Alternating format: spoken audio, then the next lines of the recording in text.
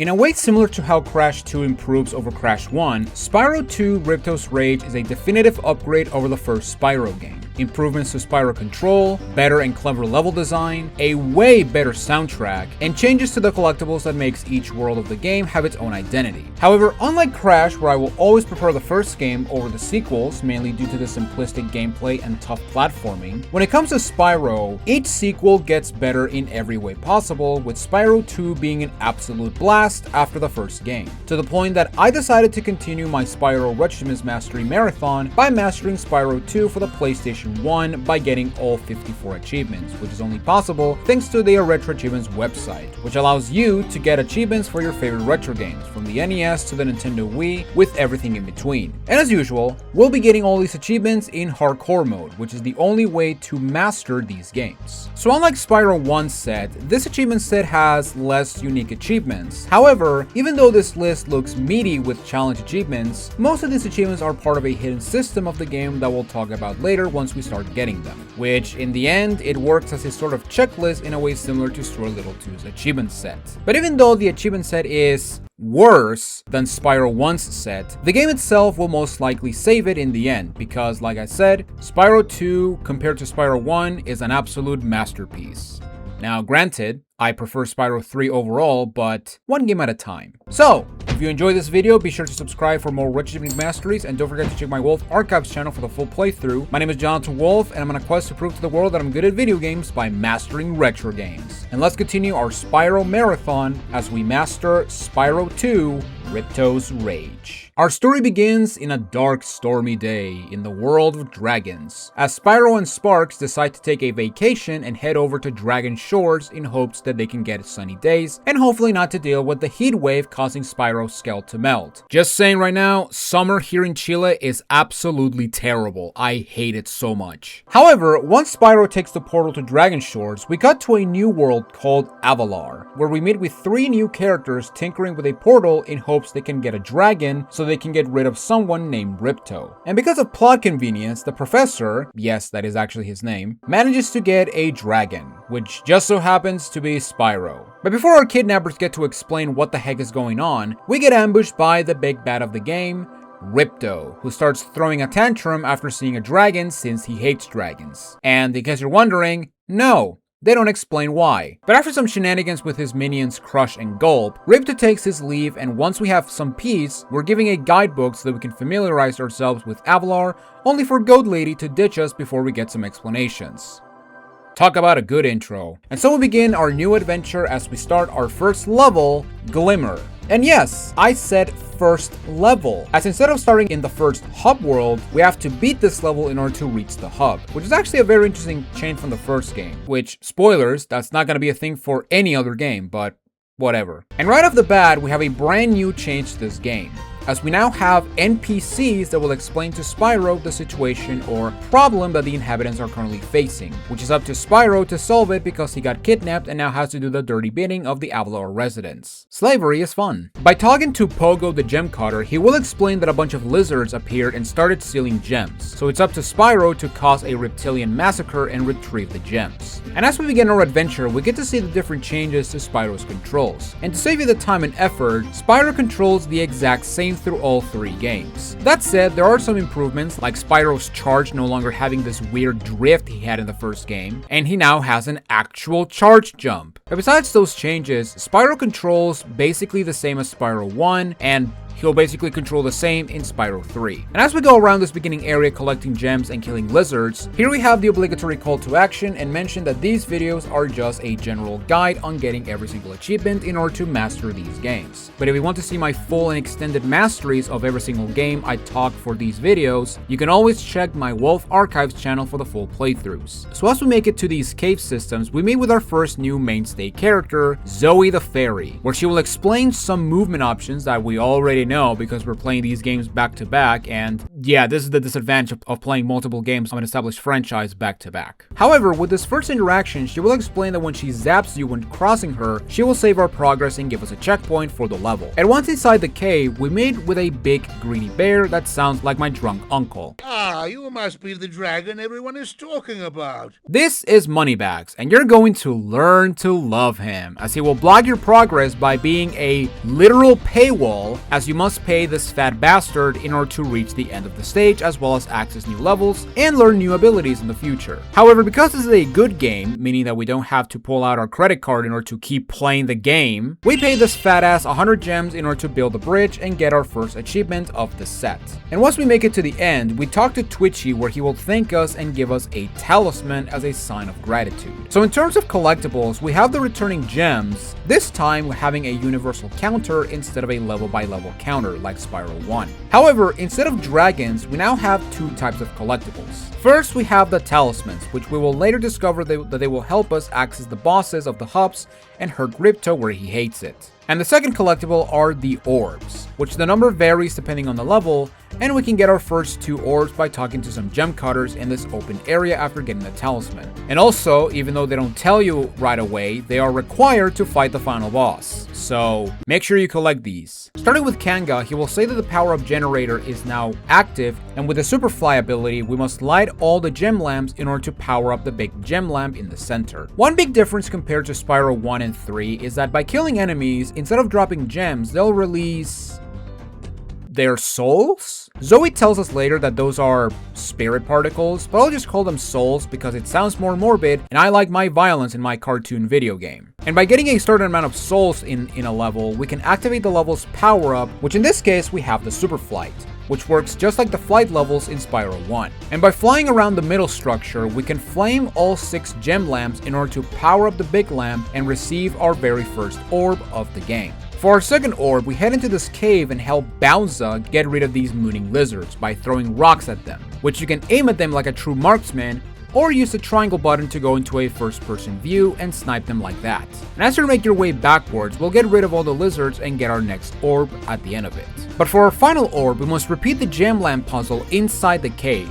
But unfortunately, we cannot climb this ladder and reach the power gate, which means that we cannot 100% this level on our first visit, which sadly will be a running theme in this game and also the next 2 games. So until we can get the ability to climb, we'll just take the portal at the end and head into the first hub world of the game, Summer Forest. Here we see that Ripto has taken over the palace, and here we meet with one of our kidnappers, Elora the goat. I'm a fawn, you dork. I'm sorry, please don't kill me. Elora is surprised that we managed to get the talisman from the gem cutters, and that's when she tells us that because of Ripto's upbringing, we can reach Dragon Shores and have a relaxing vacation. But in order to repel Ripto, we must collect all talismans by visiting the worlds and convince the inhabitants to hand over the goods. And here we get to explore the first hub world of the game, as we can enter other worlds and get more gems and orbs. And as we explore the hub, we come across Moneybags, which can teach us how to swim underwater for 500 gems. So because we're a cheap ass, we head up these steps and talk to our final new character, Hunter, which just like Zoe will explain some moves we already know from the first game. But not everything is repeated, as this gliding tutorial introduces us to a brand new move, the Glide Hover. By pressing triangle when gliding, Spyro will make a recovery hover that will allow you to get up to platforms you couldn't get to normally. And by mastering this move, Hunter will give us our first orb of the hub. And once we're done playing around, we head to our second world of Summer Forest, Colossus. We could go to Idle Springs, but that level has water sections, and because we don't know how to swim, I'm going to go to Colossus first, just so I don't have to do unnecessary backtracking. So similar to Spyro 1, I'll skip most of the level progression and talk about the conflict of the world, the ability gates, and the orbs you can get in each level. And if the level can be completed 100% on the first visit, then I'll mention it and backtrack to the world once we have the proper ability. So starting with Colossus, we have these brothers escorting a literal sacrificial lamb to a Yeti that has been rampaging the temple. But by talking to the other brothers by defeating the enemies, they will open the way for you by doing some adorable chanting, and also leaving you with existential questions. How can you be sure What? Wait, what? What? What the hell was that line? How can you make sure that I could exist? My brother's having an existential crisis, what the hell? But once we reach the end of the stage, we face off against the Yeti by witnessing one of the greatest typos in video game history. Even though I'm a vegetarian, I think you should kill that Yeti. My brother was so mad that his friend got eaten during the intro cutscene that he went off script when talking about this hairy white man. But you know what? That's okay. Let's teach this Yeti a lesson by torching him.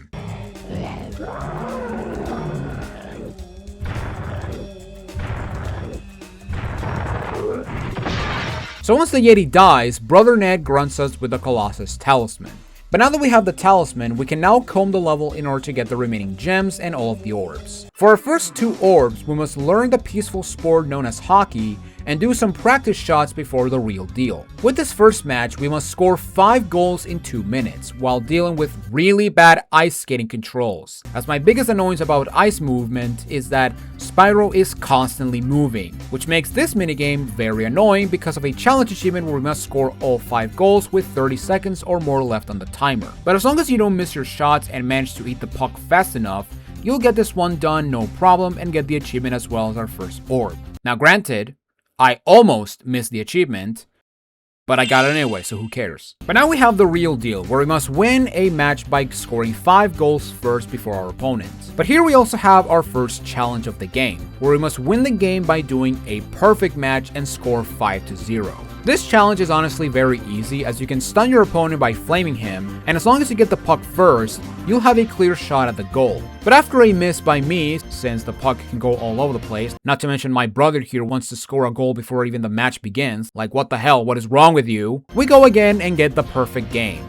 Get our second orb, but also get an achievement as well as our very first skill point of the game. Skill points are a brand new feature in Spyro 2 and 3 where you must achieve certain tasks which will grant you this jingle once you accomplish them, as well as a 1-up. There are 16 skill points in the game, and I will point out if a level has a skill point since there is an achievement for getting every single one of them. But you also do get a very cool reward once you get every single skill point, so I'll make sure to point it out as well. And after collecting the remaining gems, which include lighting this firework so that it can destroy this reinforced container, we go for the last orb, where we must flame all statues in order to repel the evil spirits that were disturbing the professor, which includes using the super jump gates that will take you to higher places, which include more statues, allowing you to rid this world from the evil spirits, granting you the final orb and give you the full 100% completion of Colossus, as well as our very first 100% completion, which grants this jingle. So with Colossus done, we can now give 500 gems to Moneybags in order to learn the ability to swim underwater, which you can do by pressing the square button in order to submerge and charge to your heart's content.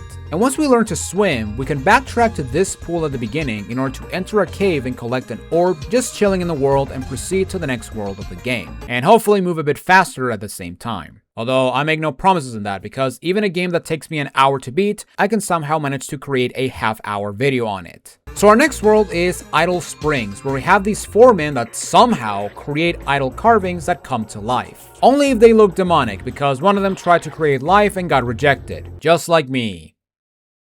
My life is sad. Bad trauma aside, this is another straightforward level, where we must defeat the idol so that the workers can open the doors leading us to the end, where we can grab the next talisman. But in this level, we also relearn about big enemies and enemies covered in metal, where we must use either flames or charge into them in order to defeat the respective threat. And as for the orbs, our first one requires you to use the supercharge gate and free all 6 hula girls at the same time. Otherwise, this idol will knock the hula girls back, preventing them from doing their cringe dance that will make the idol kill itself. And once we grab the orb, we glide to the idol in the middle and get our next skill point, granting us another 1-up, which in this level we managed to get up to 10 lives, which will grant us another achievement just like in Spyro 1. And as for our final orb, we take a dive in the starting pool and head to this cave where we must help 4-man Bud solve 3 puzzles so that his toolbox can open again. However the hell that works. Puzzle 1, we must light all 8 blocks, which is very easy if you step on all 4 corners in a clockwise order. Puzzle 2, we must flame 10 yellow or blue fishes in order to feed this idol. And this one can be very annoying because if you feed him a red fish, he will throw up, decreasing the fish counter. And it also doesn't help that the camera can betray you, causing you to accidentally flame a red fish. But with some camera manipulation, we can get this one no problem. And finally, we have Puzzle 3, where we must push all buttons in the correct order with the puzzle resetting if you press the wrong button. As far as I know, this puzzle is pure trial and error. But because there aren't that many buttons, with a bit of luck and good memory, you'll solve the puzzle and get the last orb of the level. Now before running around in circles trying to find the last gems, only for me to realize that this game comes with the gem radar right from the start. By pressing all 4 shoulder buttons at the same time, sparks will point out to any gem you haven't collected, making getting 100% completion less of a hustle since you won't be running around like a headless chicken while trying to find that one gem that has eluded you for years. Especially considering that, compared to Spyro 1, the worlds in this game are much bigger. So with the first worlds completed, we swim our way inside the castle and clean up the rest of the hub, including paying 400 gems to moneybags in order to unlock one of the worlds that will give us a talisman, as well as collecting our third orb in this hub, which requires some gliding through some balconies in order to reach the open section and get the orb. Here we can also talk to Alora, where she will mention that with the power of 1 orb, we can reactivate a portal leading into the first speedway, which is this game's version of the flight levels. But similar to Spyro 1, we'll tackle the speedways as the last thing before the boss. So moving on to our next world, we have Sunny Beach, where we must save the children and escort the baby turtles to Sanctuary. Thankfully, unlike certain games with escort missions, the children cannot be harmed at all, but they will stop heading toward the Sanctuary unless you force their uncles to step in the buttons allowing passage to the babies. This is also the first, second, another level that we can't 100% until we get the ability to climb these ladders. But just like Glimmer and Summer Forest, we'll get everything we can on our first visit, before returning once we get the proper abilities. And besides most of the gems, we have 1 orb to grab, where we must use the power of the Super Flame in order to destroy these reinforced crates and save more of the children. The Super Flame in this game is now a projectile-based power instead of how it worked in Spyro 1, to the point that you can aim with it in first-person view, and actually snipe to your heart's content. And it's also super to the point that you can even use it underwater, which will be very useful in a future level. And with the power of this flame, we can actually free all of the turtles and get our orb, and then finish escorting the, I guess, more important children, since the other children don't matter, to Sanctuary and receive the talisman and end our mission in this beach for now, since we have to save even more children, but this time from a more fatal fate.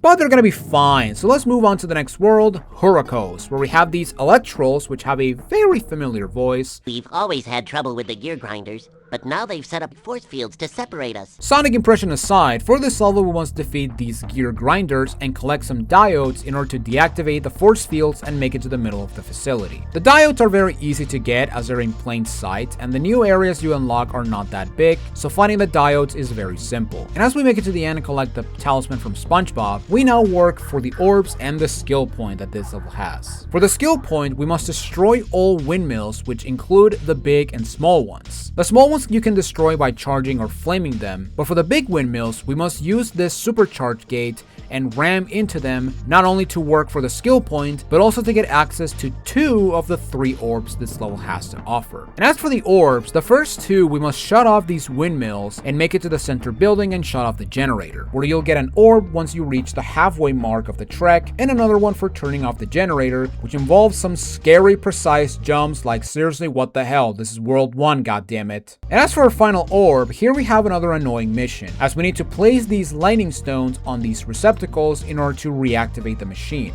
But as you put the stones, they will eventually get stolen by these gear grinder thieves, so what you must do is place the stones in their proper position, and once the alarm starts going off, make it to the stones and torch the thieves until you kill all of them, and once all 10 of them are dead, complete the lightning stone puzzle and you'll receive your final orb and get 100% completion after getting the last gem of this stage. And once we're done with that, we move on to our final regular stage of the first world, Aquaria Towers, where we must save the animals by flooding the towers with water so that they can breathe and live. I mean, seriously, this intro cutscene is fucking messed up. And in this level, we also have these metallic sharks that will gobble you up if they see you. But not to worry, as getting out of the water in time will prevent Spyro from being turned into the meal of the day.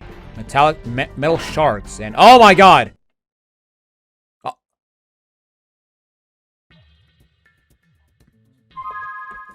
Well, there you go. My first death. Isn't it wonderful that I died due to the game bugging out on me? So after that stupid and straight up bullshit death, we pay Moneybags 100 gems in order to use this shark sub and blend in with the rest of them, and make it to the top and fully flood the towers, giving us access to the middle of the goddamn ocean, as well as our final talisman for the first hub. But now we have the whole world open for us, where we can use the super flame to take revenge on the sharks and also work on the skill point. As with the super flame, we can destroy this seaweed while we clear out the inside of the towers. And as we make it outside, we get the remaining seaweed and grab our skill point, and then we start working for the orbs, where we have Hunter tie us to a manta ray and swim through 2 ring courses for 2 orbs, with the second course being a bit harder, except not really because it's almost the same. And for our last orb, we must enter the numbered towers and rescue more children, as we must ascend these electrified towers and rescue the baby seahorses while getting zapped and getting the last gem so that we can 100% complete the last world of Summer Forest, at least for now. So once we get the last of the talismans, we will be teleported to the end of the hub world where we can actually confront the boss. However, before we do so, we go back and enter the Ocean Speedway. And just like Spyro 1, the speedways have the same formula, where you must collect or destroy 4 targets before time runs out, and in one go in order to collect all the gems and 100% complete the level. However, just like Spyro 1, we have some target times, which are also skill points in this game. So we must get them not just to master the game, but also for the sake of proving our skill. The target time for this level is 1 minute and 10 seconds. And just like the first flight level from Spyro 1, this is considered for many as the hardest target time in Spyro 2. And just like Spyro 1, you must find a proper route that will lead you to victory and the skill point as well.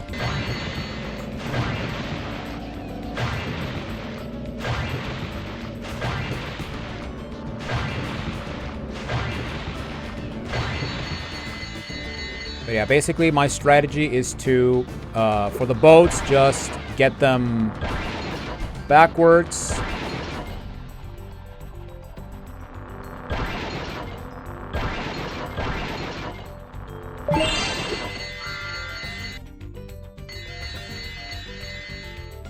You know, with all the pop-ups on the screen, it took me a while to figure out what happened, and yeah, look at that, I got it.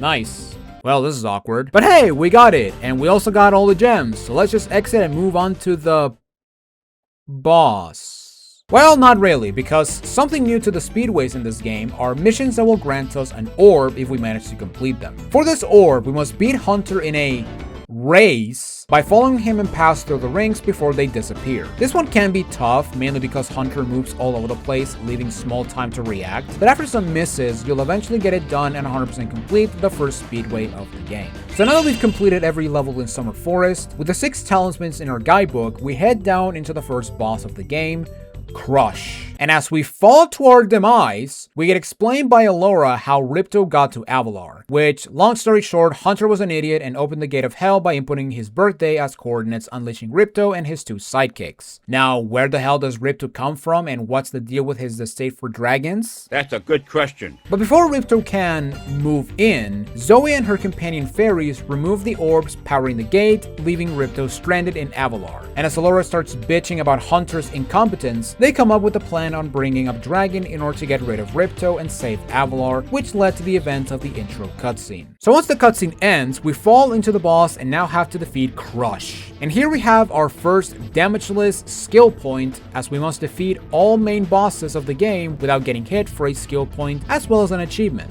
Out of the 3, yes 3, major bosses of the game, Crush is the easiest of the 3, as all you need to do is time yourself and attack at the perfect time. When Crush is inside a circle, he will be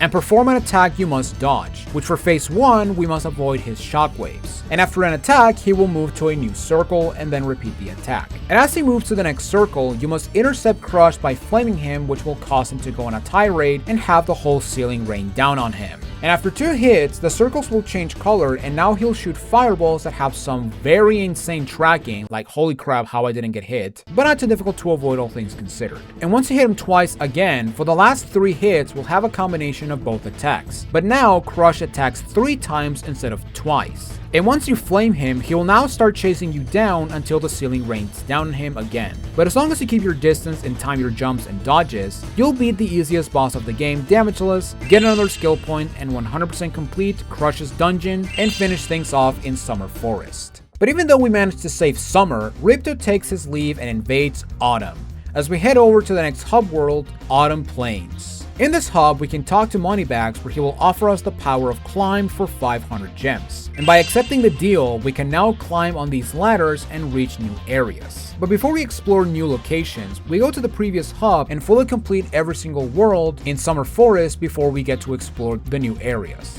Starting with Glimmer, we kill some lizards again in order to reactivate the Superflight Gate and light the gem lamps and get the final orb as well as the remaining gems 100% complete in the world.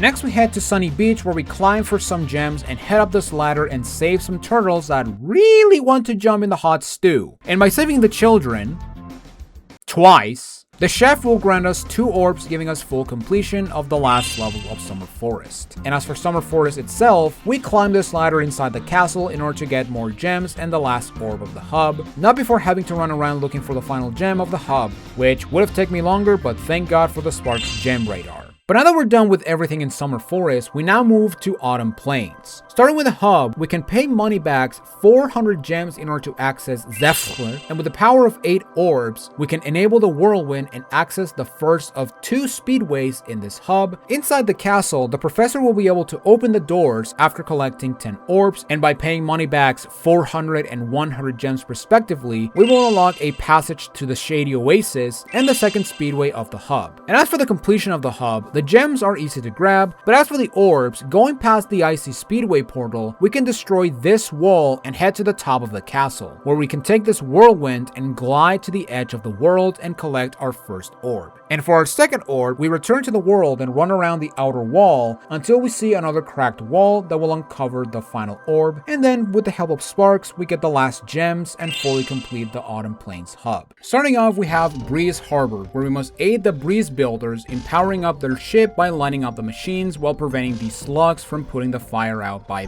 burning them alive. Except for these guys, because metal. We also have these cannons that will allow us to destroy these creepy looking Gordos for an orb later down the road. And once we make it to the end and light all torches while avoiding these slugs, we go back to the beginning and comb the level again while getting the rest of the gems and take a spring to one of the most infamous missions in the whole game, where we must use this trolley and collect 50 gears without crashing. Overall, this minigame is really not that bad, with the only tough part being this box section right here, but if you jump over the boxes and shoot the TNTs, this one is really not that bad.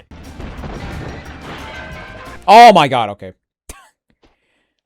Trouble with the trolley, eh? Don't mess this up. And we're done. Yippee! No trouble with the trolley this time. Great work, Spyro. But hey, at least we redeem ourselves by doing 2 perfect shots at these mines and get full 100% completion in this level because I'm just that good. But with the harbor done, we now move to Zephyr. And one of the coolest things about this level and the last level is that in the previous stage, we helped the birds against the slugs. But now we must aid the slugs against the birds. Spyro profits through war. I love it. Although that being said, I would ally with the slugs since they do have the better music.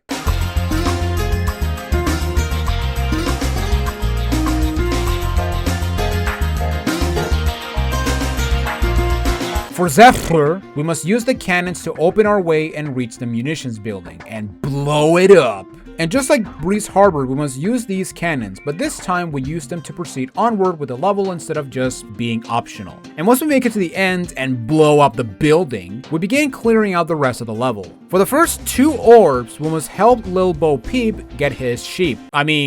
Cowlex, which are these demonic looking cows that sound like bulls, have the body of an elephant, the pattern of a giraffe, and the face of an anteater. Are you sure these things are not from Avatar? And for this first part of the mission, we must gather all 5 of them and get them inside this pen. The first 3 cowlicks are in the starting area, where you must flame or charge them in order to get them up these steps and inside the pen. But for the last 2, we must go in this section and use the super flame to blast them out of here and get our first orb. And for our second orb, we must find 2 more which are located in an area where the other 2 orbs are located. But before heading there, I return to this area in order to deal with this mysterious jar. So the way this thing works is every time you hit it, it will teleport backwards through the level until it reaches the very beginning, giving you a bunch of gems once you break it. And every time you hit the jar, you'll get a camera angle showcasing its next location. But once we break the jar, we go into this new section where we must charge into these cowlicks so they can cross the gap, allowing us to return them to Bo Beep and get our next orb. And finally, we have the last section where we must help Private Romeo, oh my god, reach his beloved Juliet. Of course there was going to be a Romeo and Juliet joke somewhere. By using these magic seeds the professor gives us in order to create land and also find new ways to reach the top. At the beginning, you must use the first seed in this area in order to collect another seed. But as long as you remember you can flame the platforms to retract the seeds into a butthole, you'll reach the halfway mark and get an orb, and then solve this very easy puzzle with these 2 orbs and reach Juliet in order to witness... Romeo, Romeo, wherefore art thou, Romeo?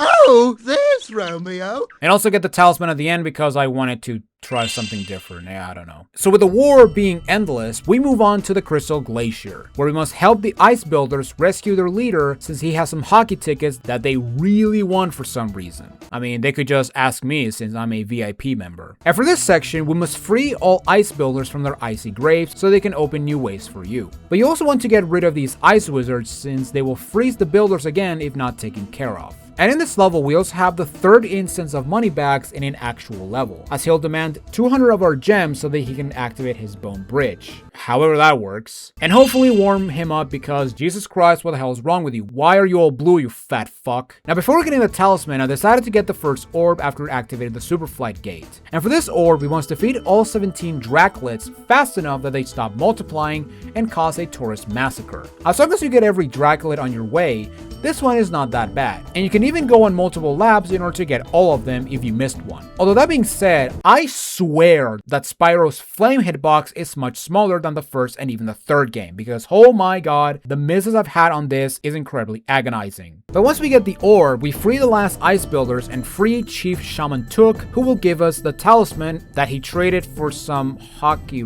tickets. Isn't this supposed to be like your most sacred relic? Why are you trading it for something you own? Logic aside, for the last orb of the stage, we must help Shaman Talk retrieve his pet leopard, George. And you know what? This is not the weirdest or dumbest name for a pet I've ever seen. I was playing catch with my pet wolf Farley. For this one, we must feed George some fish, which you must flame them out of the water, similar to the Idle Springs minigame. And after 3 meals for George, we take him back to the shaman and get our last orb as well as the gems I somehow missed on my first combing on the level because I have bad attention span, leave me alone. But now we have the final stage of the outside of the Autumn Plains, Skilo's Badlands, where we get a 180 as we now must survive the scorching dangers of the Badlands instead of, you know, cold. This level is honestly not that bad, and as we make our way to the end, we make sure we burn these cacti for a skill point. And as we get near the giant skull, we see this thing that they say is a toad but looks nothing like a toad, and once you defeat it, it will drop a bone, which you do need for an orb once we get all of them. And as you get more toads, we will enable the gate which will grant us invincibility, which will allow us to walk on the lava and get more toads and deal with these cat bats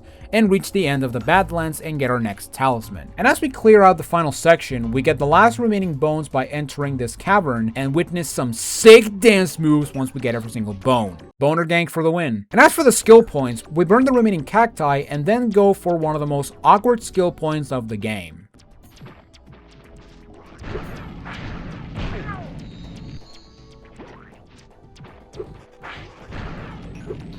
Oh, really?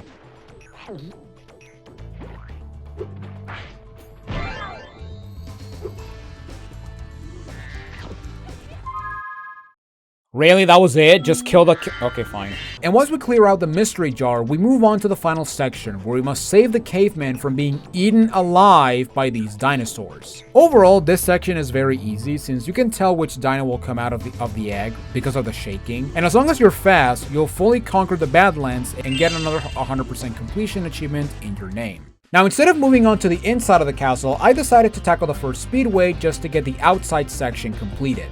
So moving on to Metro Speedway, the target time for this one is 1 minute and 15 seconds. Compared to the last speedway, this one is much easier, with my route being the doves, bungee jumpers while I get the remaining doves, gates, and finally stop signs, which will give you the skill point incredibly easy, since something new about these speedways is that you can now use the supercharge, which is going to be very beneficial in the future.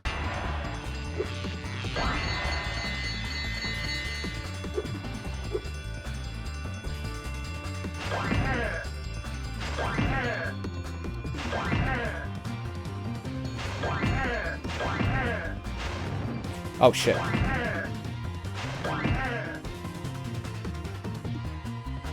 Oh! There we go. And as for the orb, we go inside this waterfall because there is always a secret behind a waterfall in video games. And talk to the mayor of the speedway, where he asks us to ally with the hunter and get back the treasure these cat burglars stole. This mission is very similar to the previous one, only this time we must gather the treasure before it hits the water. And as long as you stay alert and follow Hunter like a shadow, you'll get this one no problem and fully complete the next speedway. Heading inside the Autumn Plains castle, we now head into Scored, where we have these human blobs, Handel and Greta, where Greta asks us if we can help her brother who got captured by Grimace from McDonald's. Okay, sure. Now for this stage, we must fool the guards into thinking that the human menace is done by raising the flags and have the guards open the gates, where you repeat the process 2 more times and you'll make it inside the castle and get the talisman. And as we push through the forces, we also work on the skill point on this level, where you must hit all trees so that they can drop a coconut and minimize the casualties in this desert. And as we get these trees, we help Hunter gather monkeys by charging into the trees when Hunter is below a monkey so that the ape doesn't throw a coconut to the cat's face. And as long as the monkeys don't end up killing you, because my god, what the hell are these coconut trackings, with some patience, you'll get all 6 apes and get your first orb. And as we make it to the end and get the talisman, we help Handel retrieve the flags we raised as proof of the kids invading and blowing up the fortress. But first, we must avoid the explosive magics of Bombo the Flag Keeper. Yeah, this doesn't sound or look racist at all. And basically, with Bombo, we must use the Super Flame on him and then chase him down while avoiding his bombs until he drops the flag where Handel can retrieve it. And for every flag you get, the trek to the palace will be longer. But as long as you take your time... Dude! He almost threw it on top of me, nice. Oh no! Oh no, he's throwing it at me. You bastard. You'll get the last flag and 100% complete this stage featuring Demon Kid. Oh my god, what the hell is this? But now we move on to the next world, Fracture Hills. And this is the first of 2 worlds in this hub where we cannot 100% on our first visit, which means that we must get a new move for Spyro once we defeat the next boss. Now that being said, we can actually get everything in this level with the exception of 1 orb. Yes, I'm dead serious. Although that being said, I'm going to skip another orb in this stage, and if you've played this game, you may have an idea as to why. Also, what orb I'm skipping. So the main objective is to get inside the center palace, but unfortunately, the Earth Shapers have covered it in, well, Earth. No way! In order to uncover the palace, we must rescue 6 satyrs, which will uncover it with the power of Scottish accents.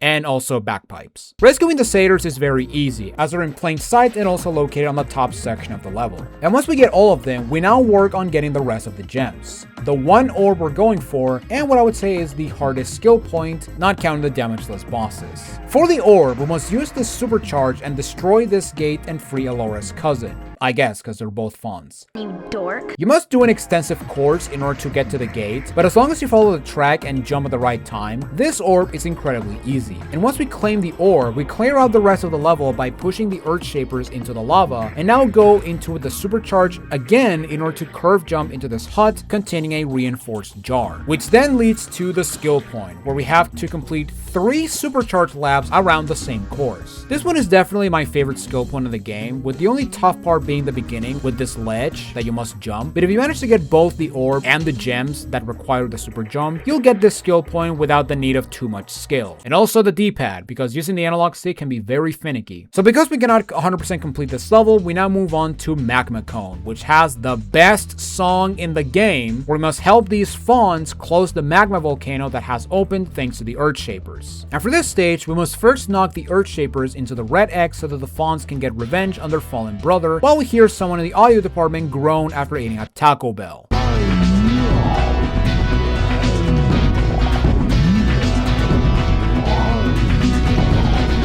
I really want to know the backstory when it came to making this song. This is like my most legit question I want to ask Stuart Copeland, so let's go ask him. You mind not interrupting me when I'm working? Okay, never mind, I guess we'll come back later. Once we reach the top of the first area, we encounter Moneybags for the final time in a regular stage and give him 200 gems so that we can head towards the volcano.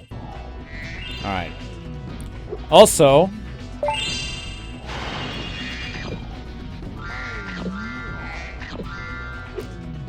secret, huh? Now before we go into the volcano area, we go inside this central spire and go down and have to play again with Hunter, where we must catch 10 popcorn crystals before him so that he can give us an orb, which we do need to save your goddamn world, but sure, minigame stuff, I guess. This minigame is not that hard. Just follow the steam until it reaches a crack and grab the crystal as it pops out of the floor. Oh, maybe that's why they call it popcorn, because it pops out of the ground. And if you're lucky, you can even steal some crystals right under Hunter's nose. But after getting the first orb, we now play again, where this time requiring to collect 15 crystals, and Hunter does get faster and harder. But if you can steal some of his crystals, it's not that bad. But once we get the second orb, we reach the volcano where we must scale it while avoiding some meteors, which is incredibly easy and I really don't know why I'm explaining it. And once we close the lid, which, you know, every volcano has one, we'll be rewarded with the talisman, which then leads to the final orb of the stage, where we must use these fireballs in order to defeat these lava monsters while having the power of super flight.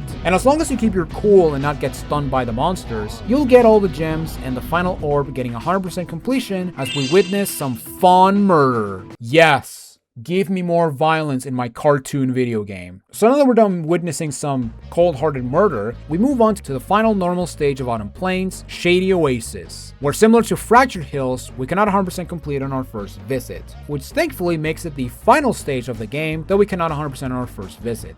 So instead, let's work on the talisman, because, you know, that's what we're here for. In this stage, we must aid Shorty, oh my god, and reach the Great Berry Tree by feeding Shorty some berries that will make him dummy thick and blast through the opposition. And as we hit the berry tree, which one of them involves some creative approach, once we make it to the big tree and get our talisman, we now have the somewhat return of the thieves. But instead of being these blue shadow demons, we now have these adorable shadow demons with cute eyes. And these guys work the exact same as thieves from Spyro 1, only this time they're a bit faster, but nothing that Spyro's flame can't handle. But besides that orb, we have another mystery jar for more gems. And once we get the jar, we will basically be done with every regular stage in Autumn Plains, and because we have all the talismans, we can now access the next boss. But before we access the boss, we now move on to the final level, which is the Icy Speedway. Well, the time for the speedway is 1 minute and 15 seconds. And out of all the speedways, this one took me the longest to find a route. But after some retries, which let me fly around in circles, where is everything else? Oh god. Oh my god, this was a mistake.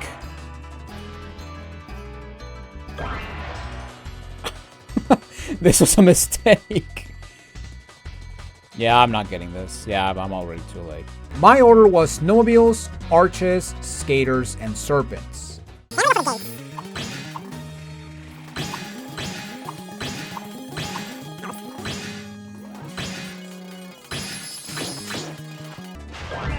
Why are you so far away?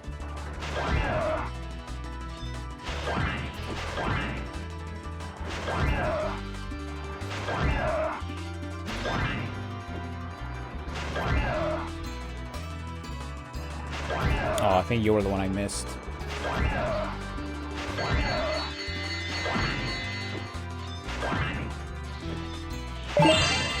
Okay, yeah, okay, there we go. Okay, yeah, that was so much easier. Okay. And as for the orb, once we remove Hunter from his house, we get on a paraglider and have to cross through 50 rings while Hunter does the smart move of not looking where he's driving. This mission is not that bad, although the tight turning can throw you off and miss you a ring, but after some retries, we'll eventually pass our Superman 64 test and fully complete the last level of Autumn Plains until we get a new ability for Spyro. So once we clear out the speedway, we can now head over to the boss of the plains, Gulp's Overlook, where we now must fight what I would say is the hardest boss in the entire trilogy. Just like Crush, we must defeat Gulp without getting hit, and this is easier said than done, as Gulp can be very punishing if not careful. Gulp has two main attacks, where he will chase you and try to squish you with his huge mass, or after some hits he will try to zap you with his cannon, that he suddenly has now for this fight, for some reason. And the cannon shot is the hardest attack to dodge, as it has some insane tracking, making running around to avoid damage a non-possibility. Now I did say that Gulp has two main attacks, and that's because he can also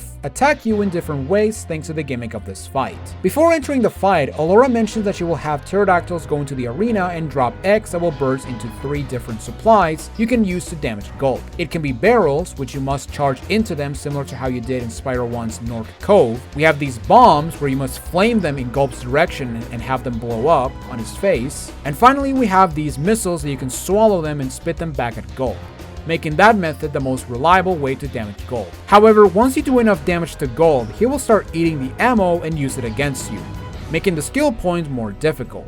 And after some attempts and trying to do this fight legit, I decided to get this boss done by using the power of cheese. Now, you may have noticed that so far this has been so easy, and that is because I'm actually cheesing this fight, because yeah, by standing next to Gulp, he will not use his guns on his back, and you want to make sure he doesn't use the backs, because his shots will track you like a mother trucker. It is so ungodly precise, it's not even funny. And oh my god. All right, you know, all right, since I took damage, I might as well get the other skill point. And I guess I'm going to show you how he fires. Yeah, look at that. Look at that tracking. That tracking is disgusting. All right, hurry, hurry, hurry, hurry. There we go. And I died. But yeah, this fight is pretty difficult just because Gulp takes a lot of hits and he's overall really fast at the same time. And that being said, the best way to attack him, or the best time to go for an attack, is to wait until he roars, although he doesn't do that all the time. So now you may have noticed the chickens spawn from the eggs, and that is because, you know, you can actually get healed mid-fight. However, if Gulp eats the chicken, eats the chicken, it will actually heal him. So yeah, make sure you come in here with a yellow sparks. Otherwise, yeah, this fight is gonna be a pain in the ass.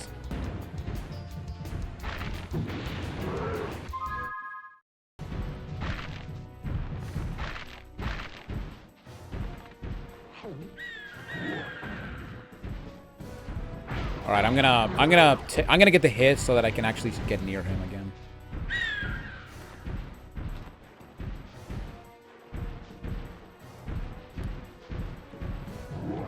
Oh shit! I was not paying. I was being dumb. All right, one more hit and we're done. I wonder if this actually, and you know, now that I'm doing this, I wonder if this trick works in the reignited version. I doubt it, but it would be pretty cool. And there we go. Wow. So with Gulp dead and Ripto also dead, I have no idea. Allura grants Spyro some rest before she heads into the final hub, where Spyro also gives chase. That being the Winter Tundra, where the professor uses a power crystal in order to power up the super portal, giving us access to the Dragon Realms and sending us to Dragon Shores. But because this game would be anticlimactic without a Ripto fight, Kinda. Ripto somehow comes back and bombs the super portal and steals the power crystal, creating a new scepter while he takes over the castle, which means that now we have one final task at hand. Defeat Ripto once and for all and save Avalar. And so we begin with the final hub of the game, Winter Tundra. And yes, I said final hub, since there is no spring hub, and actually, while writing the script for the video, I did learn that Insomniac never planned to make a spring hub. In fact, Summer Forest was originally going to be called Summer Spring Forest in early designs. So yeah, I was wrong in this video, so you can make fun of me now. But in this hub, we can get the final new move for Spyro, as moneybags will give us the power of concussions for 1,000 gems, giving us the Head Bash ability, which will allow us to do a ground pound attack, which will be useful against these rocks in the outside of the castle, as well as other obstacles. And just like the climbing ability, once we get the Head Bash, we return to the previous worlds and get 100% completion on them before tackling the final worlds of the game. Starting with Fractured Hills, we only have 2 orbs to collect. In the area right after the supercharge, we'll see all of these Earth Shapers, and inside this HUD we have an alchemist who wants to deliver a potion to Hunter so that he can free him from his new stone Converse. But the Earth Shapers prevent him from reaching Hunter, so now we must escort the alchemist and make sure he delivers the potion unharmed. This is, for many, the worst mission of the game, mainly because despite the fact that Hunter is right next to the alchemist's hut, this dumbass decides to take the long way because of the challenge, I guess. And basically, in order to save the alchemist, what you want to do is charge into the Earth Shapers before they slam their pickaxe on this goat. And once you learn the path this idiot decides to take, because he can actually do a 180, which is completely unfair, once we get to Hunter and get the first orb, we now must take revenge on the Earth Shapers, as we can head bash them to death with the help of Hunter. For this one, you must be quick on your feet, as the moment the Earth Shapers get up, you must redo the mission again. But besides that, as long as you're fast and know which Earth Shaper gets knocked in what order, this next orb is not that hard, finally giving you 100% completion of the level. And also, if you did the Alchemist mission on your first visit and come back after getting the Head Bash, you have to redo the Alchemist escort because fuck you, do it again, idiot. And lastly, we have Shady Oasis, where we must defeat enemies in order to power up the invincibility gate so that we can rescue Grundy's brothers by head bashing them free before they sink into the acidic goo, and also break this container for the rest of the gems. But once we clear out all of Autumn Flames, we can now move on to the final hub and clear out the Winter Tundra. Unlike the other hubs, this one is the most straightforward of the 3, as this is also the smallest hub of the game. For the orbs, we must head bash this huge rock in the beginning, glide and walk alongside the walls of the castle, and for our last orb, we must follow the waterfall and get our magical prize, which does include the final paywall of the game, as we need to pay 200 gems in order to unlock the final speedway and also get the final Moneybags achievements. Which, by the way, this alongside other achievements, you may actually see the missable tag on them. And that is because once you defeat the final boss, Moneybags will go away, meaning that if you didn't pay him, you have to basically play the entire game again. So make sure to not be a cheap ass and pay the bear. But once we're done with the last remaining gems, we begin our completion of the Tundra's worlds, which unlike the last 2 hubs, these levels won't give you a talisman once you finish them, as the way to Ripto is unlocked by collecting 40 orbs. Which I have to say, it's a bit disappointing since it doesn't give you incentive to play these levels unless you want to go for full completion in this game, which, spoilers, will be also a thing in Spyro 3. So because we don't have any more talismans, once we reach the end of these levels, we'll receive an orb instead. So starting with Cloud Temples, we must help these wizards get their wands back from these warlocks so they can take back the city. This level is very similar to Colossus, as we need the aid of the wizards in order to reach the end, and once we make it to the end, we get an orb and now have to work for the other ones in the level. For our next orb, we must use this freeze flame power to freeze these naked kid trolls. Okay, sure. In order to reach and ring these bells, which is very simple, with the only hard part being timing the jump of these trolls so that you can climb on them and reach the next bell. And as for the last orb, we have Patrick Star himself as a human, where we must hide behind these trees so that we can follow him to his secret hideout and get the last orb, as well as the rest of the gems. What? Oops. Also, is this guy related to Greta and Handel?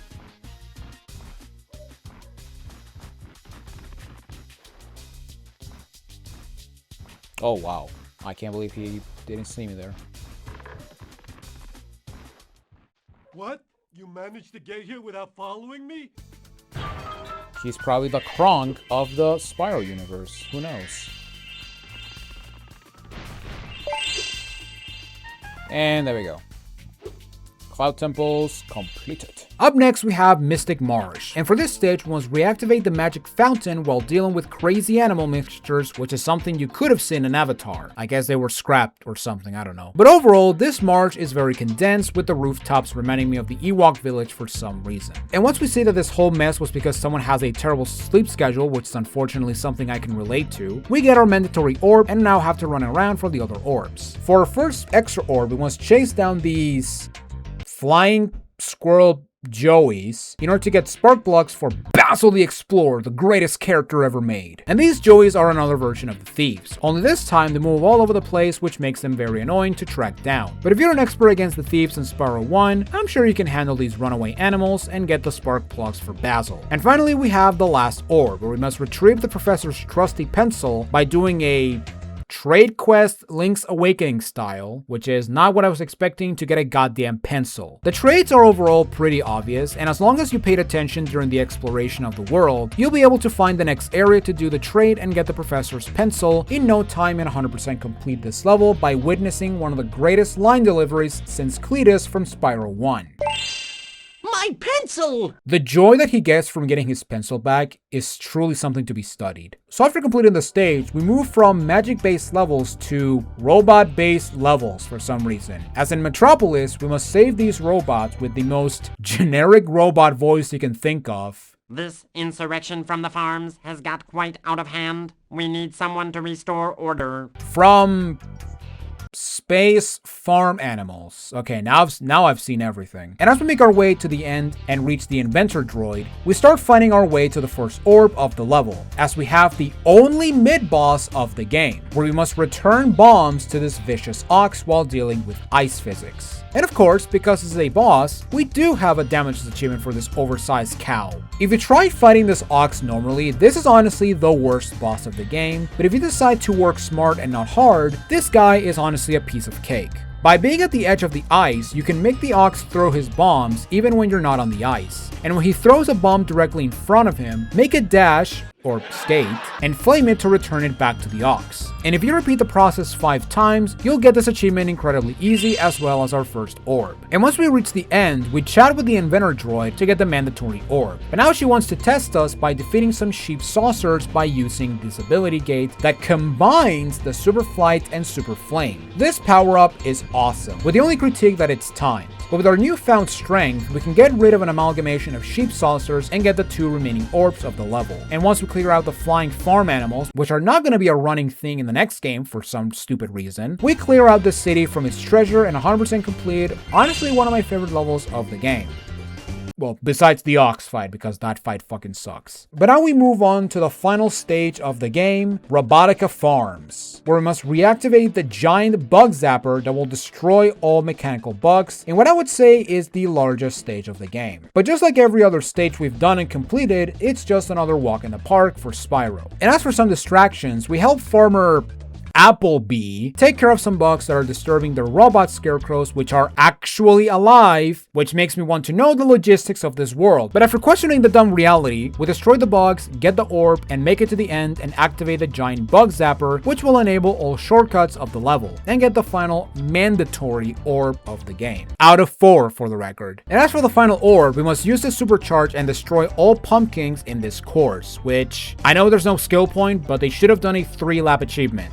Would have been cool, and it would have also improved the quality of this set. And once we destroy all the pumpkins, which is really easy to do, we have our final scavenger hunt, as we have the final instance of the mystery jar. And just like the other cases, you must follow the jar back to the beginning and collect the gems in order to 100% complete the final regular stage of the game. Which means we now move on to the last speedway level, Canyon Speedway, where the target time of this stage is 1:10. And unlike the Icy Speedway, which did took me a while to figure out the route, this one is an absolute joke, as following the order of the targets will give you a clean shot at the skill point. But I guess to compensate for this being an easy skill point, the game now punished me for being a cocky dumbass, as I spent 5 minutes trying to find Hunter, which I could not find him for the life of me.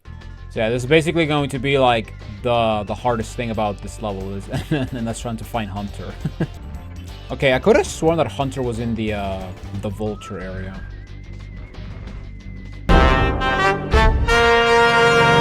No, that's not the case. It's probably hidden somewhere. Maybe this is why the achievement is worth 25 points, because Hunter is way too hidden. Oh my god. Hunter, where are you? Am I stupid? Or am I just blind? Well, this is gonna be the rest of the video. I can tell you that right now. me trying to find Hunter. Wait, what the hell? Where the hell is Hunter?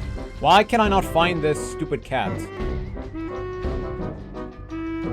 Am I seriously this stupid? Where the hell is Hunter? What the hell? Wait, am I seriously gonna... Are you really gonna make me look it up?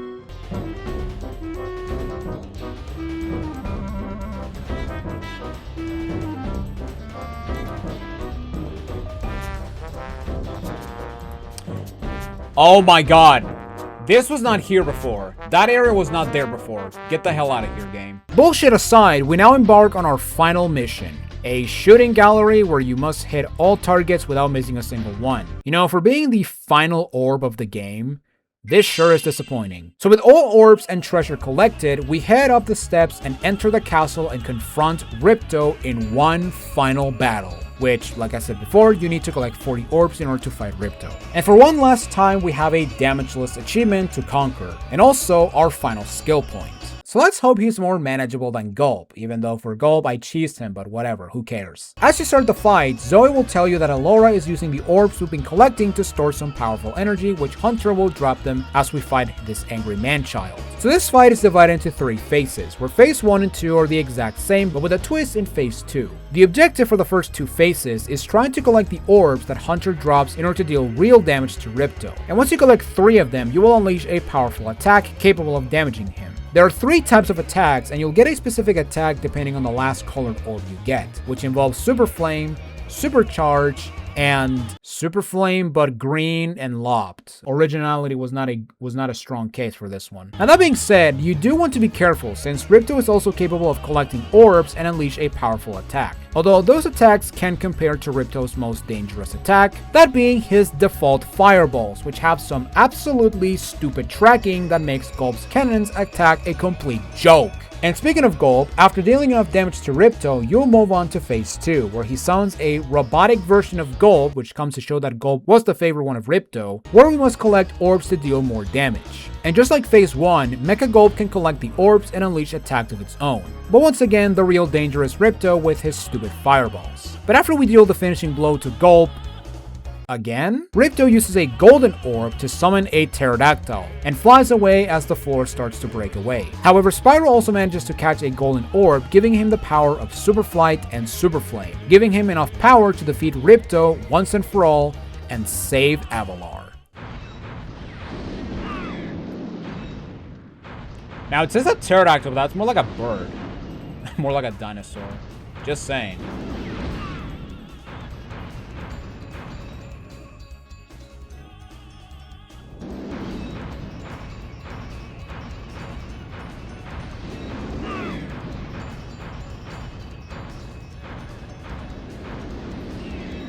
But yeah, when he's close to death, he's gonna start flying outside of the arena. And yeah, I think he only has one more hit. Oh my god. Where is he? Where is he?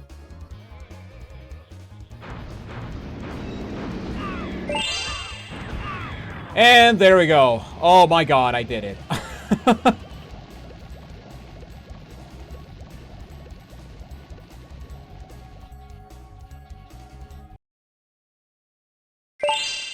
And that's it.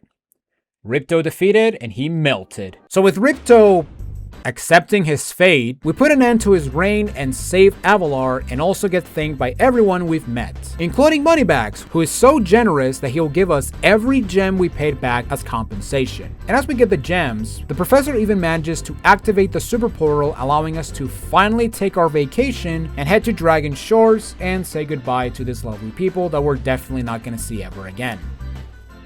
Oh hey, Professor in Spyro 3. Aha! And after watching the cool credits again, we actually get to play in Dragon Shores, which for some reason requires you to have 55 orbs and 8,000 gems, so even a vacation has a price. But once we go inside, we have a bunch of attractions we can participate in. But the most important task here is to collect 10 dragon tokens in order to access the Dragon Shores Theater, but also get the final achievement of the game. Now before talking about the tokens, there's also something very important in this area, where we have this gate that requires you to get every single orb and every single gem, which unlike Spyro 1 where we unlock a super secret level, here we actually get to unlock a permanent super flame, which you can now use to make speedway target times a bit easier, and also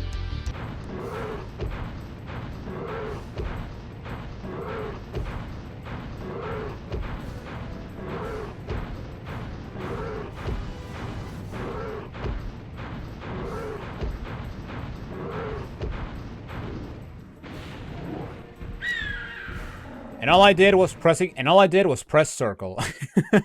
So in Dragon Shores, we must collect 10 tokens by participating in the 4 different attractions. Starting with the first one, we go on this roller coaster and try to pop some balloons while dodging children in the rails. Okay, safety measures are not a thing in this place. And we also have the objective of riding this coaster at least 3 times, with every single version of the course being more difficult, as we have branching paths and also these red balloons that we must shoot as we take these turns. But once we get all 3 of them, which are honestly the harder one of the 10, we then move on to the other attractions, where we must dunk the Yeti, Earthshaper, and Cook. Okay, that's a very weird selection. Have to do a shooting gallery, which is honestly the most fun, and then get the final token in the Tunnel of Love, where we get some fantastical couples, and basically comes to show that no matter who you are, this game will not discriminate everything. You can date your brother. What? You can date children. What's wrong with you? You can have a threesome with a child and a girl. Brother, So let's get the last token, get the last achievement, and have the disappointing reward of accessing the theater, which is just a way to watch all the other cutscenes. For being what many people consider to be the best Spyro game of the trilogy,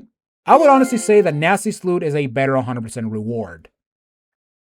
In terms of quality, I'll give this set a 7 out of 10. Compared to Spyro 1's achievement set, this set has less challenge achievements and more emphasis on boss and speedway achievements. That being said, because the speedway times and damageless main boss achievements are tied to the skill points, if we remove all skill point related achievements, this set only has 4 unique achievements, with one of them being a repeat from the first game. If this set only had these 4 achievements, I would have given this game a 6. But because we have the skill point related achievements plus the money bag achievements, I'll be generous and bump it up to a 7. In terms of difficulty, I'll give this set a 6. I will admit that besides the Gulp and Ripto skill points, this game ended up being way easier than the first game, to the point that without counting the Gulp resets, I only died 1 time in this entire game. Now granted, the death I suffered was complete horseshit, but that's besides the point. And the reason as to why I found this game to be easier than the first game is mainly because of the lesser platforming challenges that the first game was riddled with, since we didn't have levels that rely on using abilities in order to reach distant locations, like the supercharging in Wizard Peaks and treetops. But besides that, almost every orb challenge was very easy to accomplish.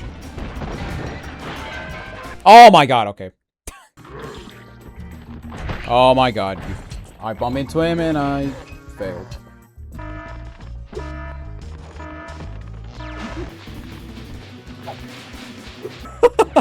Oh no, he's coming at me.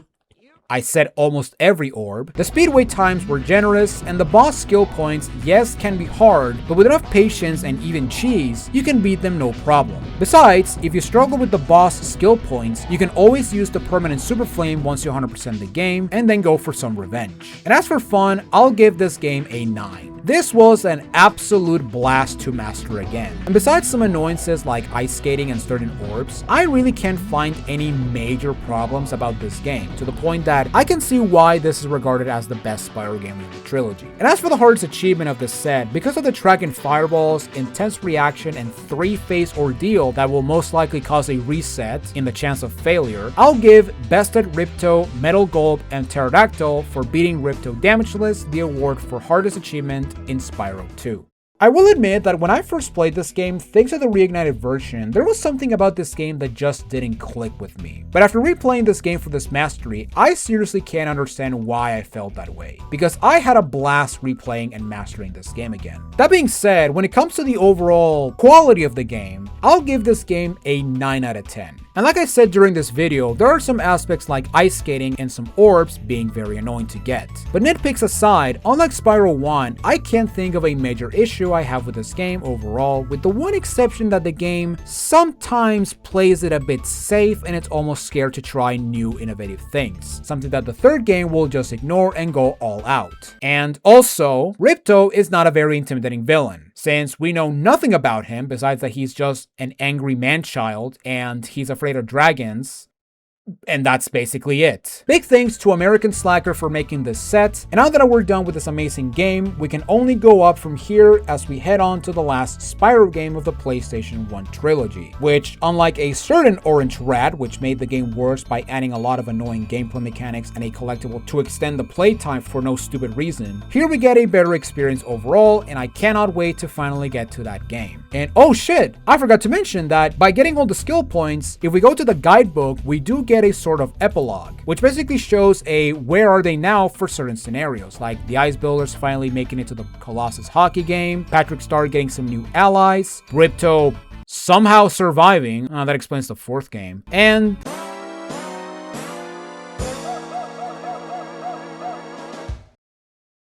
thanks for watching this RetroAchievements Mastery video. If you enjoyed this video, be sure to leave a like, and if you want to see more RetroAchievement Masteries, be sure to subscribe and ring the bell to get notified on future Masteries. For our next game, we finished our first RetroAchievements Mastery Marathon by mastering the final Spyro game of the PlayStation 1, Spyro Year of the Dragon, where we have many gameplay changes in the shape of vehicles and extra characters in what I would say is the best Spyro experience of the PlayStation 1. Which, saying that out loud, makes me understand why people prefer Spyro 2 because of the simplicity and playing only as Spyro. And like I said before, unlike Crash 3 where some gameplay sections are annoying or straight up bad, here every gameplay section is either good or amazing. Except for one, and anyone who's played this game may have an idea as to what I'm referring to, which I'm having Vietnam War flashbacks just thinking about it. Ladies and gentlemen, thank you all for watching this video. I'm Jonathan Wolf, and I will see you all in my next Retro Achievement Mastery. Later, Retro Achievers, and take it easy.